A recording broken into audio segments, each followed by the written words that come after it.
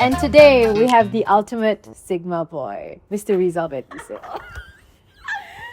I don't know if I feel like it was a compliment or was It is because you kind of know what it somehow means, it felt wrong. right? Well, what is no? I don't know. What does that It's mean? okay, we don't get into that. Okay. You know alpha? Yes. So like somewhere along those lines. So why don't you just use alpha? Because alpha male right now has negative connotations. Thank you, Andrew Tate. True. Yeah. That is true. But we have the younger generation to thank for this. It's not us. Okay. Yeah. Okay. You just happen to be as young as that generation. We're close we're a little bit enough. older. Okay. Thankfully. I do not want to be. Anyway, that's another topic for another day. But yeah, thank you so much for being here with us on for our having me. beanbags. I look forward. I hope do you think this is gonna turn into content for you at some point? I don't know. Okay. I am a live performer. So content to me is whatever gets people out of their beanbags Okay. and out into the shows. Yeah. All right. So for context of, those of you who aren't aware, Rizal here is a stand-up comedian, and like maybe explain further. Okay. Yeah. Well, I tell jokes. You make people laugh. I make people laugh. In a room, and I ran a comedy club for 8 years, and it was Malaysia's first dedicated purpose-built stand-up comedy club, the Crack House Comedy Club, until it got shut down in 2022 because the government didn't like competition. Yeah, They wanted to be the only But I'm back doing what I was a stand-up comedian first and foremost. It became my full-time profession in 2013, moving from gig to gig, country to country. Crack House opened in 2014, Right. And since it shut down, I'm just back doing what I love doing, which is just Stand-up. Stand up. Yeah. So like, how do you generate your content? Like, is it from real life experiences or maybe something you've heard secondhand? Like how? You have to have a bit of a troubled childhood, a bit of Okay. neglect in your life, to want to do this. That's part of the Well, formula. Yeah. You must have some unprocessed trauma to leisure. No, I'm kidding. Okay. Every comedian has their own recipe for coming up with ideas. Mine is to keep it as real as possible. And like the more I guess what people want to hear first and foremost Yeah. is honesty. Yeah. People want people to be honest, and usually the funnier things come out from things that are most true. Yeah. Yeah. So and somehow the spotlight of stand-up comedy is like a lie detector. If you bullshit on stage, Right. the audience can suss it out. Oh. They will suss it out, and they will just feel like something is off. Right. It's like a lie detector. Yeah. So like if a guy who's like, for example, a guy who's never been with a woman before suddenly goes up there and Oh, yeah. wants to give sex advice, Right. you just say like, this guy has no credibility You for can this. tell, Chatting shit. You can tell. Yeah. Yeah. So you often try and be professional and keep it real. Keep it real. That's a phrase Right. from my generation. Keep it real. Yeah. you Yeah, guys- I mean, you it guys- still what's applies. the new one now? It still applies. Still applies? Still applies. Yeah. Yeah. So like, How do you? it's changed though. Instead of keep it real, we say be for real. Yeah. Yeah, we change it a bit. Say what? For real. Be for real. Be for real. You have to say Ah. BEFR. Oh. Or if you want to be a little more Be intense, for real. Yeah. For real. Or Okay. BFFR. Okay. Oh yeah. I forgot about BFFR. Okay. Be fucking for real lah, and There Okay. you go. But like, speaking of being real, so would you say, I don't know, because for me, when I see a lot of comedians now post their clips on TikTok and social media, a lot of it is crowd work. Yeah. Yeah. So I would say that goes into improvisation territory, right? So for you, is your act more planned out or do you go with the flow, improvise it? Yeah. I would say 60-40. Okay. 60% is premeditated, 60% is written, Okay. 40% is left in the moment what happens at the show. Because it's unpredictable, right? I mean, you don't know what kind of crowd you But gonna get. that's not every comedian. Every comedian has I know there are comedians that are 100% planned out, 100% scripted. Oh. And they're great, not to discredit them at all. They're great. Their genius lies in writing and then Okay. performing. Okay. But they don't deviate from the script. They don't deviate. They would, people come to marvel at their writing Right. and performance. True. Whereas I like a bit more engagement with the audience. So if something like, for example, like somebody phones drop in the middle of a session, But how do you know if it's gonna work? You have a testing process, right? It takes practice. Human testing? Practice. So who do you know who to pick to crowd work with? I mean, if it's of interest to me, it will be of interest to the audience. The Okay. power of suggestion. So if I look and say like, "Hey, my man, those are nice shoes you're wearing," now the rest of the audience all being like, "Oh, what shoes is he wearing? What shoes is he wearing?" And then that can become a bit. But it does take practice. Like you have to train your gut. And in the beginning you fail a lot, but as you progress, Right. your gut instincts take you to like It's at a skill least lah a, you at own. least a 90%, 9 out of 10 Right. kill rate lah. Yeah. Oh. So is it true like this? I don't know. The vibe I got, like there's this unspoken rule: if you're sitting at the front of a show, expect to be Yes, called out. expected, and I think people intentionally buy it sometimes to be because like, they want, like- this is a higher chance of me getting called out. Yeah. That's more true in, I guess, in for audiences in the US or Australia. Right. Malaysia, everybody doesn't want to sit in the front. Yeah, of course. Nobody wants to get picked on. But I'm one of those. I'm like that. If I go to a comedy show, I want to sit in the front and I want to have a comedy. If I get picked on, Right. and I'll just be honest, and I want to see how the comedian can make up for it, make up with what I got. Especially if I'm visiting from another country. And I wonder what he has to say about Malaysia. He has a Malaysian audience. I'm Has sure. that- Does he even know what Malaysia is? Exactly. Has that happened before? Like, how has that worked out for you in other a- countries? As an audience, Yeah. as me Yeah. attending a show, I never got to sit in the front because as in true Malaysian state, I turn up late. It happens. It happens. But have you heard like international comics kind of poke fire at Malaysia before? Yeah, all the time. Yeah. all the time. As in like as like Malaysia as a country, or Yeah. to a Malaysian. Or Malaysians in general. Yeah, absolutely. Every comedian that we've hosted in Crack House and outside of Crack House who come here will always sort of pick up stuff that they either know about Malaysia, Right. or they don't know. Like you can even make content or make material out of your ignorance.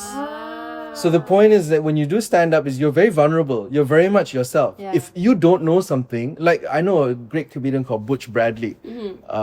He plays that I'm a dumb American card. I don't know anything outside of my state of Boston. Right. Sorry, right. city of Boston. Sorry. I don't know anything about it happens outside of my city of Boston. I don't know. So teach me. And then he will play that dumb card. He does it really well. And people like that honesty. That's why people really want to see honesty. Right. Funny is just in the In the moment it moment. happens. Usually the funniest things when you don't expect it to happen. Yeah. But things can be planned that it triggers laughter. A brilliant piece of joke that can be written and performed again and again and again, and people still love it even though they've heard it before. That can happen as well. All different sides of the comedy spectrum. Sheesh. Yeah, but I mean, obviously, it's taken you years to like perfect your craft, right? Yeah. And over the years, would you say it's evolved? Absolutely. Okay, how so? If you don't learn, then you're just stuck in a bubble. Yeah. Mhm. I mean, I'm in no ways near perfection. No, not even near. I'm now 11 years as a full-time comedian, and I've barely scathed the surface. Right. Like there's a lot more for me that I haven't learned yet. But certainly from when I started until now, I have a lot more ability to hold a crowd's attention no matter what age they are, what race they are, what nationality they are. It took me a while. Like in the beginning it got very rough. I have to say a lot of shows were very rough, In what way? You just didn't connect with the crowd, or you followed your gut and it was the wrong decision to make, and the energy just drops and everybody's just like, what the hell is this guy doing, Right.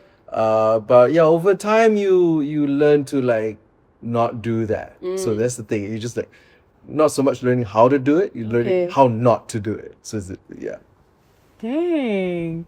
So then, what would you say maybe to Rizal 10 years ago? That maybe, First time Rizal. that maybe wasn't sure, like, am I ever gonna. There are things I would say, but I don't think I should say it on camera.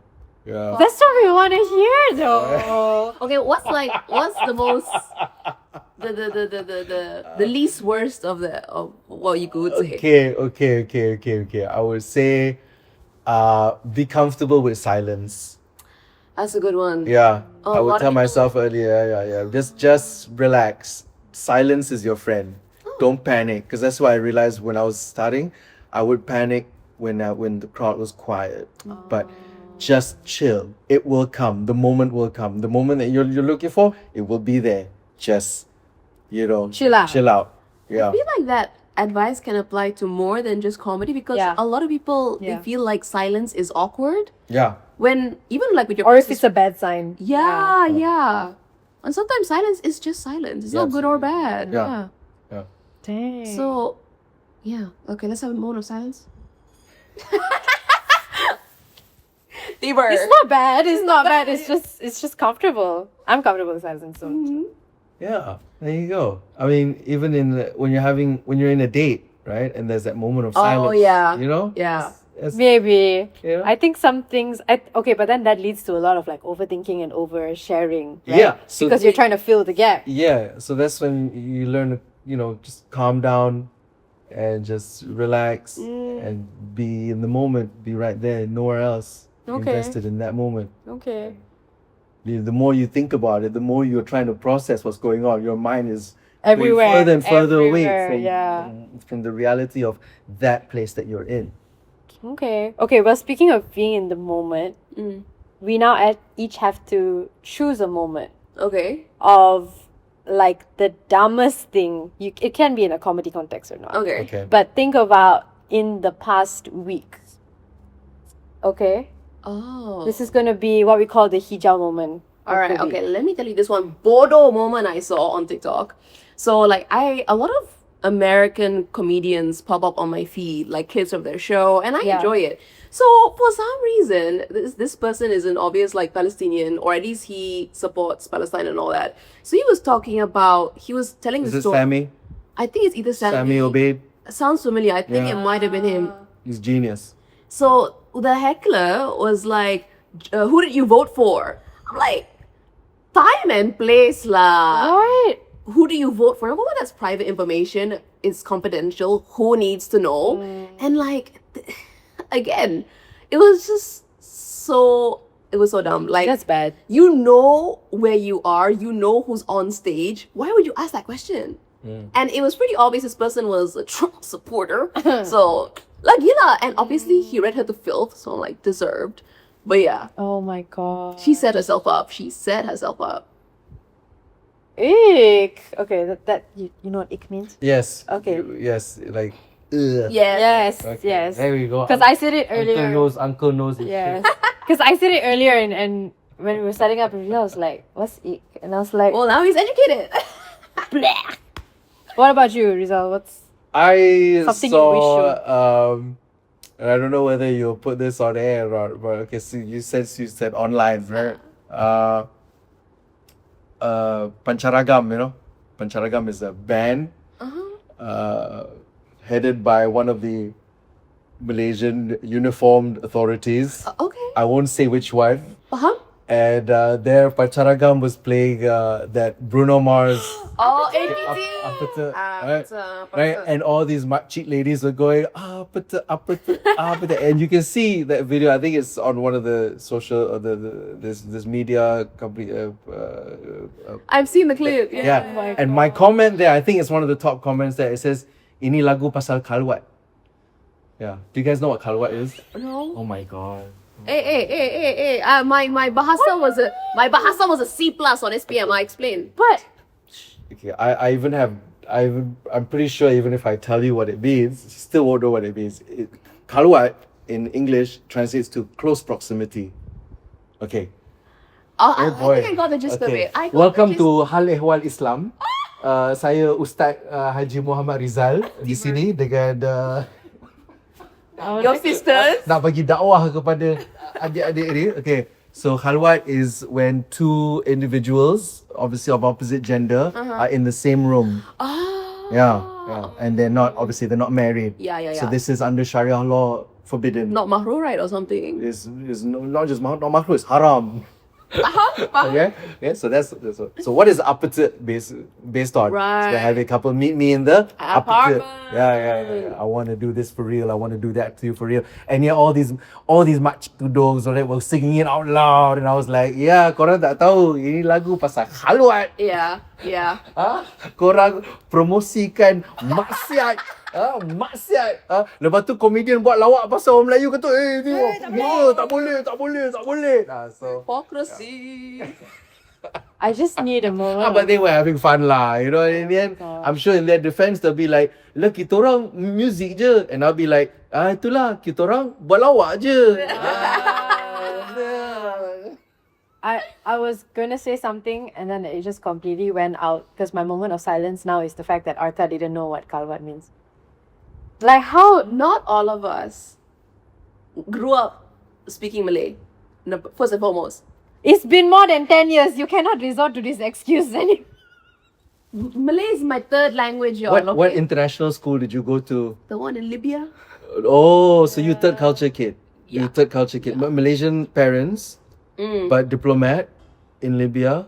More or less, yeah. More or less in So Libya. I'm like half Malaysian. Okay lah. So from Sabah some more. From Sabah. Dah lah kita lain sana. Kau ni Ada? Got Malay what? ada Malay juga lah. tapi flavor Sabah ya. Korang. Okay, so okay lah. Actually, you know what? It's permissible. The fact that she's because which one? Your mom or your dad from Sabah? My mom from Sabah. Yeah, your childhood partly brought up in Sabah, right?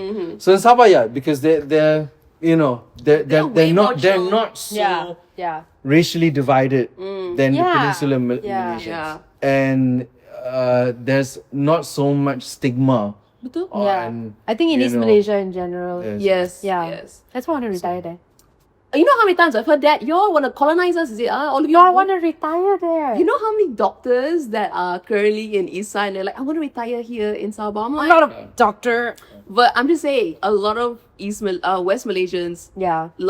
what I'm worried is all the West Malaysians that move to Sabah or Sarawak, Gompo Bay will like slowly change it there. Like, They'll say, Yeah, they'll say it though. because they grew up here. They grew up in East Malaysia where they've seen the divide and they've seen the stigmas and they've seen the oppression and all that. So they go there. So breath is a refreshing, it's a breath of fresh air. You know? Yeah. Whereas you on the other hand had your upbringing partially in Sabah. Yeah. So you didn't get to see all that. it was a culture shock when I came here There because you go. Yeah. Because in Sabah, we don't do the big three, like Indian, Chinese, Malay. Ah, So when I came here, I felt literal Sabah Sarawakian erasure. We're not featured anywhere. It's always Yeah. so. But you know, but not good at comedy lah, like that. You know, because Tiber, well, I'm not a comedian, so no. As the audience, definitely not as a comedian. No, but the fact that Because fact everything funny happens in three. Everything funny, everything good, everything interesting happens in three. That is You know, the three musketeers, the three little pigs, I think this Amdo, goes back MIC, to- MCA. You know, everything funny happens in three. You know what that PAS. You know, it's all funny in threes. It's all But- threes. All No, wait, funny we in need threes. a moment to verify. You know what it pause, means or pause. not. This goes back to what you said earlier. There we got there. Lunch. Ya, ini Jabatan Agama awak ni. So guys, our food just arrived. Do a mukbang all of a sudden. Yeah, sambil berpodcast. This portion is sponsored by Grab. We are dressed in green ones. Hey, you know what? That should be a thank you, sir.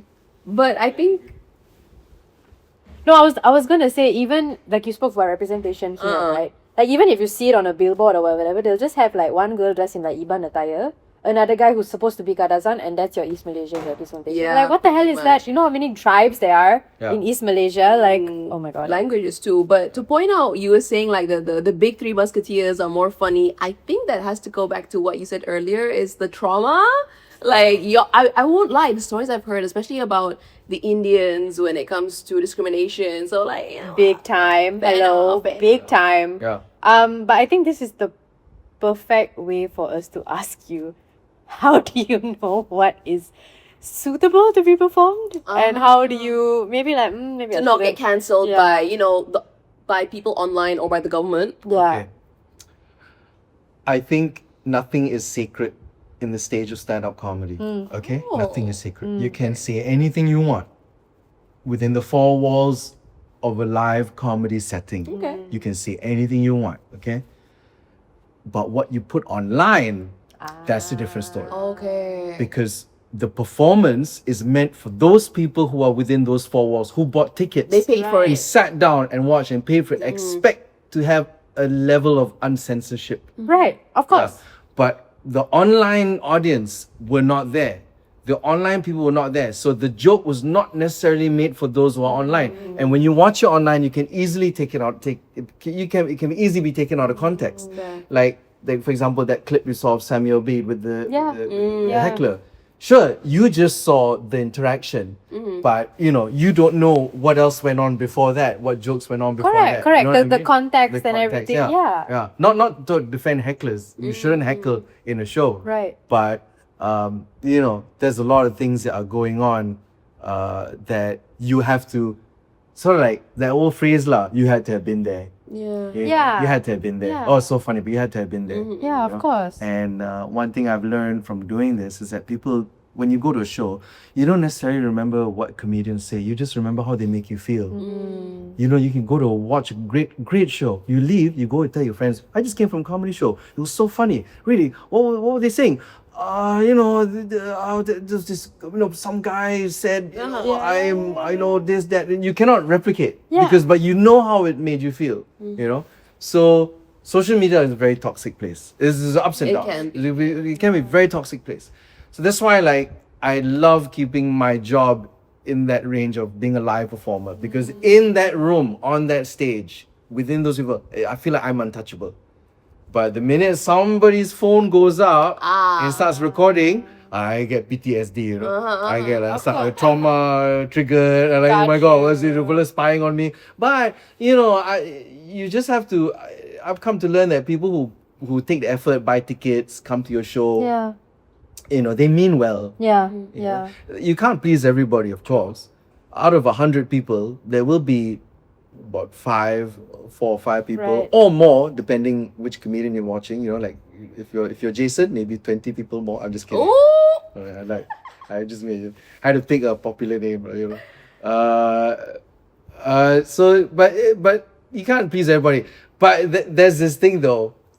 When I'm performing, like for example in the theater, okay, say like got 500 people, okay. There's one person who's stone cold, not laughing. Right. That person's face Poker is the face. loudest face of all the other 499 people. Like that, for some reason, while I'm performing, telling jokes, That's people all you laughing, see. In the back of my head, I'm like, why is that one person not laughing? I think that's because we're insecure creatures. Yeah. Very insecure creatures, So yeah, within, like I say, so again, just to reiterate, within the 4 walls of a live stand-up comedy setting, is no holds barred, sky's the limit, say whatever you want, as long as it's well intended and you're meant to do it. You're meant to do comedy, not promoting some kind of weird sex cult. I'm making reference to that 2022 incident that tore down my comedy club, right? Yeah, that's fine. But even then also, that girl would have been safe if it wasn't recorded and put online. Yeah. Because those people that came, that watched her, and I spoke to some of them were my regulars, they were telling me like, that was quite a weird stunt that this performer pulled. But hey, open mic, and then they go back and then they know that next week will be open mic with a different lineup. Correct. But nobody in their right mind will say like, this is offensive, I have to go to a police station now and voice my displeasement. Yeah. You know what I mean? Only stand-up comedy gets judged this harshly. Is that Online, online? They get so terribly judged. If you watch a terrible movie, you go to cinema and you watch a movie and the movie is not entertaining, you feel like I have to file a police report against the director now, because my feelings are hurt. Yeah. You don't do this. You don't watch a musician who cannot play properly having badly like, hey, this guy, I'm gonna make a report. You're gonna sue him. I'm gonna sue you. I'm gonna sue you. I want to take to online and cause get a mob to go after you. No, only stand-up comedy gets this a harsh critique. But then it goes to what you mentioned earlier about comedy is all about honesty. And sometimes people just can't handle the truth. They can't. There you They go. can't. Because, So there you go. Because we were talking about it earlier and I was telling him like this incident, the one with the lady as well, it was framed in so many different ways. And unless you were there, you would actually know what happened. So we were given articles about like how it was stunt, how she was, blackmailed or whatever, and you're like, but it was an open mic. It was just one of those weird open mics. Yeah. And there are weird open mics. Comedy, for some reason, is it may be, some would say, an intelligent art form. It takes some degree of intelligence to get stand-up comedy, but it does attract sometimes some Weirdos. It's a magnet for the weirdos. I was gonna say something really bad, but it was gonna attract some fucking some dumb people. Yeah. What were you gonna say? Yeah, I was gonna say dumb cunts. Yeah, you know what? That That works. works too. That works too. That was, That works too.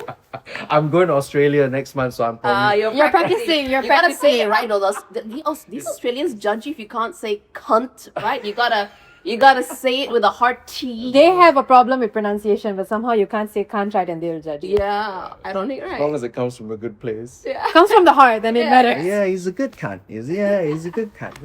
Yeah, then it's okay. Exactly. But yeah, it's yeah. Sorry, you were saying. I was gonna so since comedy and especially when it's online, it gets shit on a lot. But then again, on the flip side, do you think comedy is the place, or does it have some sort of responsibility to address social issues or things that are going on in the current? Yeah. Because you have do you think you have a bigger platform now? You make us sound like we are policymakers, Some we're- people view you that way though. Yeah. No, actually do. We're just there to relieve the tension. We're just there to relieve the tension of certain situations, social and political situations that might be occurring that can stress people out. So the gain is that we alleviate people from their concern, right? Yeah. And yes, if we address a certain topic that is causing them distress and we do it successfully, then it is like a big relief. It is a big relief. That's why it's very common. One of the best things you can do as a stand-up comedian is punch up. You punch up to the powers that be. In America, it's the government and white people. Yeah. In the UK as well, the same. Over here also, you punch up. It's always to the government, to the authorities, to the majority. Yeah. And people laugh in. It's a lot of relief for them because they get to unload some Kind of of like that, a coping mechanism. like a coping mechanism. Like you treat comedy as like a coping. But that is Laughter is the best Yeah, medicine. laughter is the but that is if your style of comedy is social and political satire. There's that type. But there are comedians that don't touch this at all. They do mundane stuff. I mean mundane topics. As in everyday topics. Everyday stuff, But it's so funny because sometimes why do you want to be reminded of the shitty stuff you Yeah, really face fair every enough. day? That's the other You know, side it's of like it. we already deal with this stuff already in our Yeah. day to day. We come here to forget about it. So that's also another take on it as well. Neither one or the other is wrong. It's just depending on the comedian and their style and how well they use So it. there is no right way to do comedy. It's up to you. Yeah. There is no right way. There's some truth in that. As long as you're honest, and of course it has to be funny. What's your favorite kind of comedy to watch? As an I audience member. like dark comedy. I like dark comedy. Yeah. Quite the opposite of I do have some Dark. I wouldn't say dark, maybe mocha. Okay. Getting there. But that's because I don't have the experience to deliver such dark style of comedy. But I like to watch comedians who have that ability. Could be like Anthony Jeselnik, Jimmy Carr. Yeah.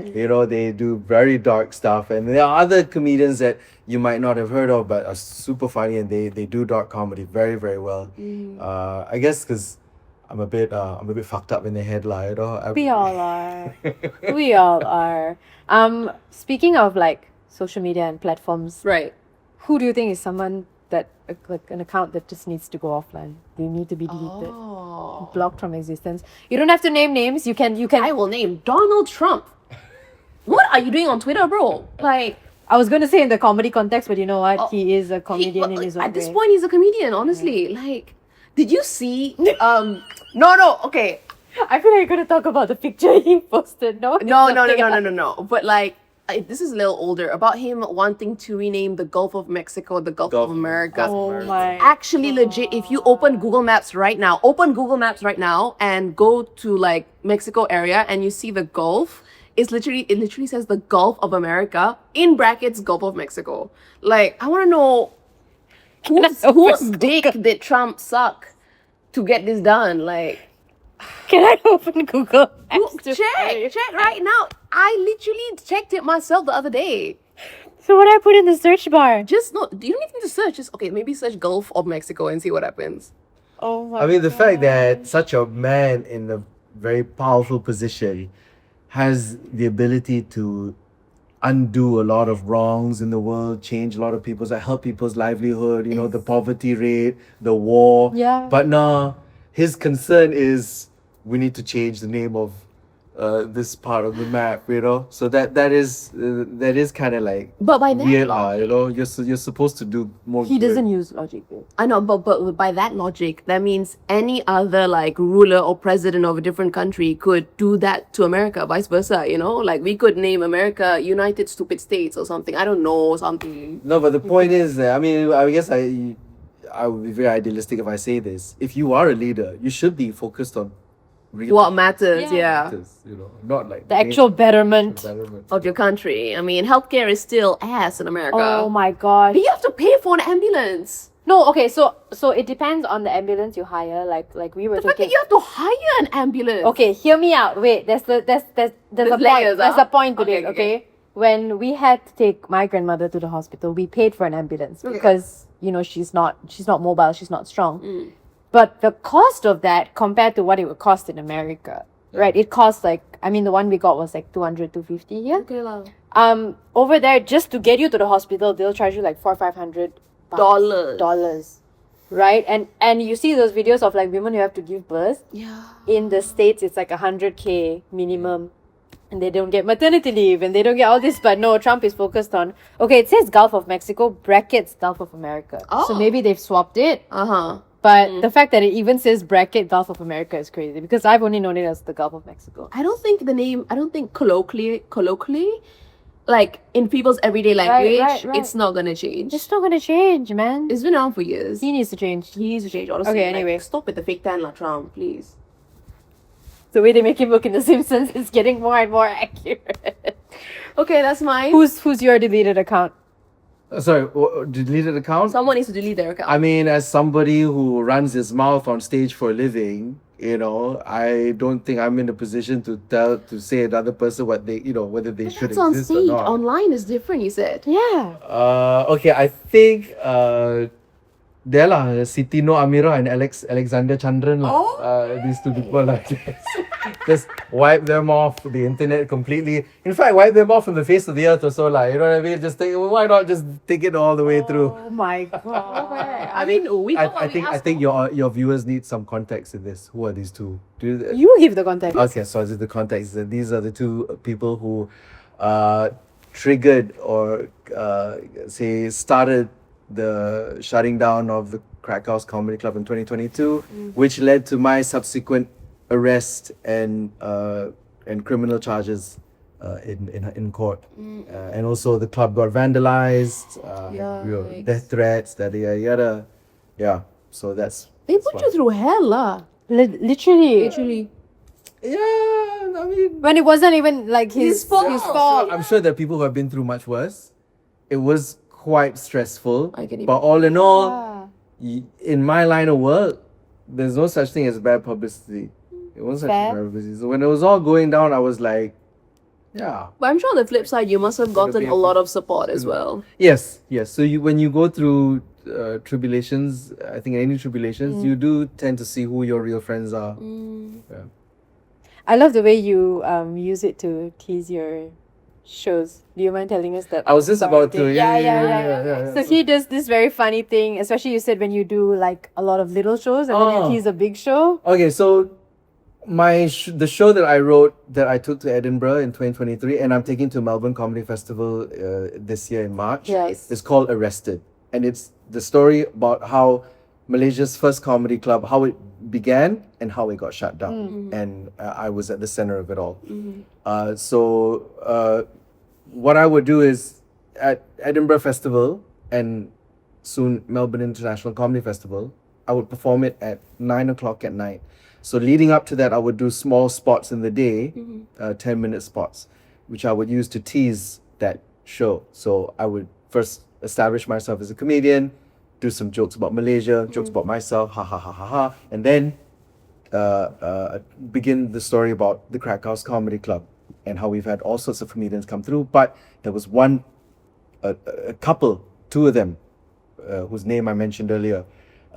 They misused the platform, the open mic stage, to promote their sex cult, and they did something atrocious on stage. And then I would ask the audience, "Do you want to know what they did?" And I would be like, "Yeah, and I'd be like, "You have to come for the full show." I was starting at 9 o'clock. As that. Yeah. I would hate it, but that would just make me want to come even more, right? But I got, like, what you went through was definitely an original experience. Not everyone can say they got arrested for something that wasn't even their Make it fault. sound like a HBO original film. What the heck? So like, I'm sure you like you said just now, you use it for your work, and like, how do you make sure your work stays original? Like, you don't intentionally or unintentionally copy someone. And have you ever been copied? Like, has someone done? Okay, well, plagiarism and say like joke thieving does exist. Oh, that's what they All call in it. all, before I continue, I should say the audience don't really care. They don't care. As long as they come watch show, the show's funny, they don't care. It's more like amongst comedians, you know, honor amongst thieves, if you will. You know? Yes, it is completely, absolutely a line not to cross to take another comedian's material and use it on your own. Absolutely, it's a big no-no. But there are, you know, I mean, as long as, for me, like, I avoid that by making sure that what I joke about is stuff that I lived through, you know. But that's to say that doesn't mean that another comedian might, by sheer coincidence, have that same experience. Right. But it's not to say he stole from me or I stole from him. It's just that we have, our lives have intertwined, you know, and it's very interesting. As long as they are, usually there is drama amongst the community, right? We're like, hey, this guy, you see this stole joke, my and then bitch. Yeah, and then they'll pull up videos. This is a video of me in 2007 performing that same joke. You see, now he's doing it word for word. But let me tell you something. This is only interesting to comedians. Audience don't give a shit. Like, I could tell you now, and this is public information, so I don't mind telling you. Russell Peters. Oh yeah. Okay, so you know Russell Peters. You know that joke, my dad thought punani was a tropical fruit? Yes, that's like one of his most famous stuff. Not his joke. Yeah, it was Gina Yashere. Yeah. And he stole it. He stole it. And this is not putting me in a bad spot because he admitted it. It took him a long time, I'll be honest, it took him a long time. We met the comedian who wrote it. Her name is Gina Yashere. She's a very funny, I would say one of the best comedians in the world. From the UK. She's Nigerian, she's British Nigerian. Okay. Oh wait, I know her, the tall one, right? Is she? She has some height. Yeah, I think I know her. She's an yeah. actress too, right? Kind of. She's become an actress. Yeah. Gina Love Yashere. her, love her. Very funny. Okay. She came to Malaysia off and on every once or twice a year. Right. And we would at the Mama after shows. We love hearing the story about how Russell came to watch her show in the UK, and she had the exact same joke. How her dad, because she thought punani was a tropical fruit. And then she got wind that he was performing it in Canada. She happened to have a show in Canada and she heard it. And she's been calling out Russell for the longest time. Deserved. Yeah. But Russell never said anything until I think maybe 5-6 years ago when he finally said it. So, but let me say something. This just proves That audiences. he's a punani. Yeah, but no, he's still a funny guy. He He's is. still a funny guy. He's I'm sure he's done his hard work as a comedian to earn his way Yeah, to top. yeah, yeah. And if it weren't for Russell Peters, stand-up comedy in Asia wouldn't exist. I would even go as far as saying that he really opened the doors to Asian comedy, because right up till him, comedy was all based around US and UK. Western. Very Black, Western. white, Latino, black, white, Latino, black, white, Latino. Yeah. Nobody gave any attention to Asians Yeah. until Russell Peters became viral and made jokes about his Yeah. Indian parents and all that and stuff like. And then it became now the Chinese comedian, Ronnie Chiang came up, Yeah. and but the audience don't care about where the material comes from, as long as the comedian can sell it, can perform it and make it funny. They don't really give a shit, but it's a no. Don't steal other comedians' jokes. No, doesn't mean that. Yeah, but Joke thieving, right? You call it. joke thieving.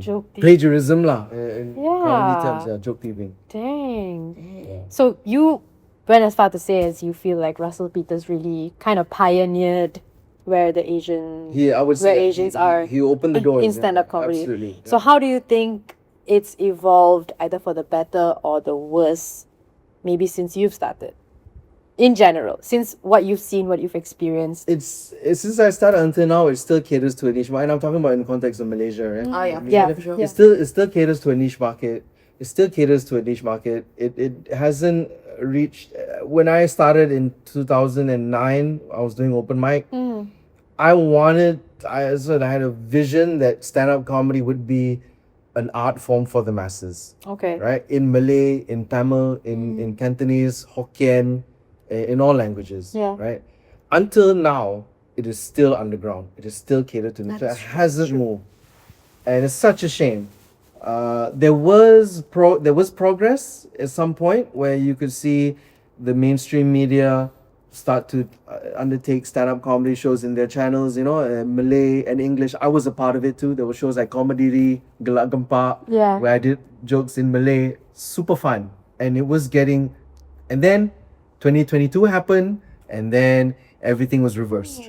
Stand-up comedy was seen as like some kind of dysfunctional, evil Western import, like democracy. Anyway, but yeah, I think so in terms of Malaysia in the global in the world, there's been of course communities popping up left, right, and center. Yeah. Every city has their own scene. Singapore has a scene. Taiwan has a scene. Hong Kong has a scene. There's fixed comedy clubs opening up even in Bangkok, in Cambodia, Vietnam, all over Asia. In India's a massive scene. Yes. Massive scene. Like, you think what happened to me is a big deal? Like, no. Getting arrested is not a It big is. deal. It's the savage, man. They're cyber troopers. They turn up at events with pitchforks and Yes. not literally pitchforks, Yes. but I was saying that they actually gang up. Like when all that stuff was happening to me, like I got in lockup. I was in remand. I went to court. I was in handcuffs. They arrested me. Okay, I have friends from India. Comedian from India, one in particular, Daniel Fernandez, he was messaging me like, so bro, how are things? Are you okay? How you actually were put in jail? I'm like, yeah. How long? I was like, I was in there for one night. And he was like, oh, how cute. I was like, in India, bro, people spend like 6 months inside. Yeah. And they didn't even get on stage, Yeah. Over there is next It's level. next level. They get death threats. Oh, for sure. They get all sorts of things when, again, they're not even directly involved. So to those who are, But the point is, their scene is humongous. yes, I love it. The irony. Huge scene. I love it. Huge scene in India. Big reaction means big crowd. So True. So yeah. So many good comedians from there. I love it. Yeah. So, what's one thing you wish more people knew about the life of a stand-up comedian? Like, I know for us radio announcers, people used to be like, "Oh, you guys write your own scripts?" Like, yeah, lah, we write our own scripts. So, like, they think people hand us everything we only work during our show hours. That's the going biggest- on. Like, oh yeah, I only work 3 hours a day. Please, lah. I wish. So, what's a version of that for stand-up comedians? We're not funny all the time, especially when you meet us on the street. There's all this. Like, people walk up like, "That's a joke." Yeah. joke. Yeah. We're not funny all. She is like a vending machine. Oh my god. What else? What do you say though when people tell you that? I mean, depends on what mood I'm in, lah. Tell them to look in I the mean, mirror. I know that they mean well. They're not meant to. So one time, I do you remember what's that guy's name? JJ. You remember? Yeah. That was a JJ. JJ was on back then Red FM, which is now shut down, and this is probably why it shut down, right? He asked me. He got on. It was morning radio. It was JJ on morning radio. Go on. And he did that. He was like, "We have comedian Rizal and Geyzel in the studio this morning. Hey Rizal, tell us a joke." And I said this. I went, "Oh, you want to hear a joke? Okay. Red FM is the best radio station in Malaysia." And he went like, "Hey, why so bad lah, bro? Why?" And like, you asked for it, right? So that just happened to be the mood I was in, right? Sometimes He got what he was asking for. he That's got what on asking him. for. That's on But you then- lah, Macha. and then somebody on Facebook before Instagram and Twitter, there was just Facebook, right? Somebody messaged me. I was just starting to do comedy. Somebody messaged me, "Hey man, I'm having a rough day. Quick, tell me a joke." Kau ingat kau siapa? Yeah. But you Free know, therapist ke? I was just starting up, and while I'm like, "What you think I'm a jukebox or what?" It's You know, but I remember replying to him. He said, "Quick, tell me a joke." I wrote back, "Quick, read the news," and he went, "Boom, that's how it's done." I Okay. guess you made his day. I guess. Yeah. I guess. No. Okay, I have to explain the joke. It doesn't work lah. You know what I mean? Like the news is funny. It's just that's I got that. Yeah, we you got that. it. We got that. Yeah. So it depends on the mood I'm in. Sometimes I'll just tell like try again, buy a ticket. Yeah, you want to hear a joke? Come to my show. Get in. Yeah, that's how you do it. That's the best way. I think we should have like a count. Can we have like a counter For on what? the screen for like all the jokes Arka didn't get, or like all the things we had to explain I to want to Arka walk out this in this. episode? Okay, not. First of all, You come better yet, come to the show, but sit in the back lah. Sit. Cause yeah, No, you just sit in front. No, then you can order No! seats. You just- no, I don't want to see. Don't want to see. you put a You don't target wanna on see. me. Sit in the back and watch the show and watch the audience watch the show. Oh my So like gosh. there's two shows going on. There's a show and then how audience react, and that's how you can react lah. You know. Okay, before we let Sigma Boy go, we have to ask you. Besides, obviously the one incident, what is the most memorable show that you've done? Oh. Okay. Oh man. The one that popped in my mind was when I had to chase out a drunk heckler, and I had to tell this person to leave the show. Was it a local or foreign person? Foreign. Oh, Unlocked it. Yeah. Yeah. Yeah. She knows. Of course, it's always. Yeah, this was it was on my birthday, April 16th, 2019. And I was hosting, Uh-huh. and the headliner was Stephen K. Amos. It was a huge Right. name in the UK. It was big name, Stephen K. Amos, and he was headlining Crack House. And I had the lineup set, opening acts. I had a full house. So there's two things I want. I want to be a good comedian, and I want Stephen K. Amos to have a good experience Yeah. with a Malaysian audience. Right. So there's a lot of stress, right? But I had to just, work. One person in the front row was heckling my hosting, which is fine. As a host, it's okay. I shot her down. It was a lady. Shot her down a few times, Right. and then I thought she was dealt with. I brought on the first act. The first act came up. She heckled the first act. The first act had to deviate from his act to address, and then the second act went up, and she heckled the second act. No. Before the third act, which is the act before the headliner, I went up there and I made an executive decision. I was like, I'm afraid you've been interrupting every comedian. Yeah. And people come to watch a show, and I can see people are annoyed. So I'm going to make an executive decision to stop the show and not continue until you leave, unless you leave. Oh Did the my crowd cheer? God. I was sort of like, yes, thank you. Yeah, but dude, I was shaking, man. I'm sure. I was I'm shaking. sure. I was like really like because On this your is birthday, some more. yeah. And then she was like, oh, but we paid money to be here. I took out my wallet and I said, we have a no refund policy, but I will gladly give you my money so you could fuck off. Oh my. And then people were like, oh, no. I put the mic back in the mic stand. I literally stood by her table and I was like, come on, go. And I shout at the crowd, everybody who wants this table to leave, on the count of 3, say, get the fuck out. 1, 2, 3, get the fuck out. And like, get out. Then And you go boost, I would get after that. Oh my god. No. I was really, I looked like I was very, confident. Yeah. But inside, I was shaking like a little kid, really. I was like, this is not me. I hate doing this. This is not, of course. And as soon as I had to literally walk them out the door, close the door behind them, and as I walked back to stage, there was a black guy. He got up and he extended his hand. He said, well done. And I took the mic and I said, you see that? That was reverse colonialism right there. A black guy was happy to see me kick out a white lady. We're like, Merdeka, everybody. Merdeka. We are independent again, free from the white colonial powers. Justice on your birthday. And then the show went on without a hitch. My gosh. That was definitely, even talking about it though, I can feel like the jitters, like, it was very scary. Yeah. Crazy love. Yeah. Dang. I think you used up all your bad luck in that one moment. So that's why the rest of the show went out without a hitch. Yeah. So all the Fair. bad juju was in Fair. it. Wang Sui, is it? Yes. Wang Sui. Yeah. Dang. Okay. I think we're just gonna end with asking you, what's one cringy thing that comedians should stop doing? Taking off their tudungs. Hey, no. Sorry, I misheard. You said comedians. So that doesn't apply. That doesn't apply. What crazy thing comedians should stop doing? Stop asking the crowd how they are. Stop saying, if you're gonna tell a joke, Right. just tell it. If you're gonna say, for example, if you're gonna tell a joke about the movies, like going to the cinema, just tell the joke. Get to the point. Get to the point. Don't do this.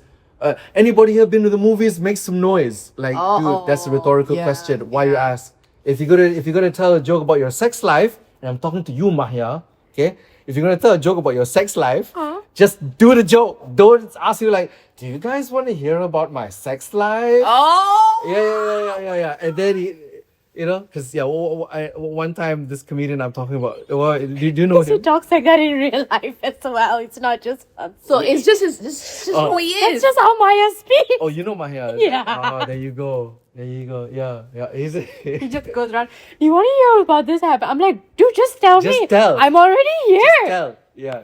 So that's always the thing. I always like, just do the joke. Just do the joke, But I don't. I mean, that's being a bit mean to them. It is jitters. It is nerves Yeah. that they're working out. Yeah. They're trying to get the confidence to begin their story. And I'll admit, when I was starting up, I also had that habit. It's called pandering. You just pander. Yeah. You pander.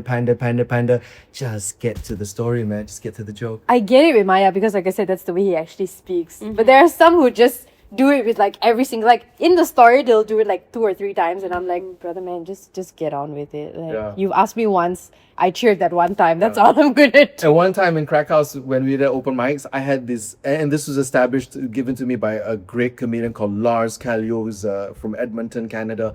Fucking awesome comic. He gave me this rule that improved the comedian's game tenfold. Okay, Right. 2 things you cannot do when you go up on stage. 1, ask the audience how they're doing. That's the host job. They go up there and like, how's everybody doing? It makes some noise if you're having a good time. Bro, you're not a hype man. Yeah. You're a fucking comedian. Yeah. Do your jokes. Number 1. Number 2, what was the other thing? Oh, give it up for the comedian that went before me. Give it up for the host. Give it up for yourselves for coming out and so on. That's such a kiss-ass the move. minute this comes out of their mouth, I switch off their mic. And I told them before the show started, I said, any of you go up there and say, give it up for this comedian, give it up for yourselves, give it up for this, make some noise if this, make some noise that. How are you guys feeling? If you say any of these things, I will turn off your mic. I love it. And the minute this rule was implemented, dude, the open mic pace was so much better.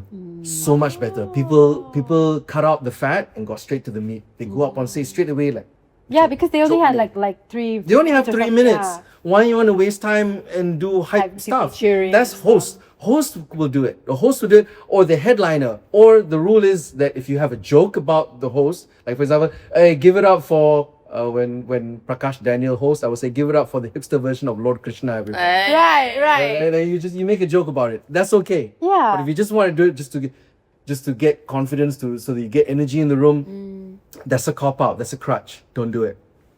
Yeah. All right. Well, thank you for that advice. Yeah. I hope any aspiring comedians out there, you heard that. You're taking notes. And thank you for all three of you. I don't know how many people want to do this crazy. Like you said, out of 10, maybe 1 or 2, right? Maybe So- 1 or 2. Yeah. Yeah, thank you so much for being our Thanks for having me. second Green Mom Thank you. episode guest. Thank you for teaching me ick and what was the other Sigma. one? Sigma. Sure. All right, Sigmas. We'll see you on the next one. Oh.